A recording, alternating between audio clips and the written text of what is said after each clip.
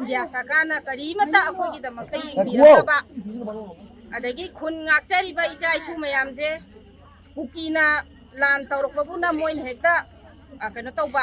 phadaba akhoi icha isu jingjina jinggong jinya da khun ngakchariba akhoi icha isu jingjina moina phagadagi koitang tanabaje mama oibi akhoi thamoi da yajaningde aduna icha koiro ngambagi mathakta ena paliba case asiju athuba matamda लौथोकदबनी अदुगा ममा ओइबी अखोय ma'am पुनमंगना इसा कोरong मांबगी तमक्ता पाम्बोम तिंगी इसागी मतुना मसोप यारोय खुनगाई बे इसा इसु ma'am जिगी तमक्ता अखोय mama ओइबी पुनमंगना पाम्बोम तिंगी या सरकारना अथोब मतमदा लालसे लोसनबिनब होनाबियु लोसनबिदब तारगदी अखोय लैरिबा माइकै सोमदा लैरिबा साबल इमा इबेन मैरा पाइबी मैम जिंजिनासु अकनबा खोंजंग जंगछलकनी हाइबजे अखोय मीडिया की थोंदा थमजगे।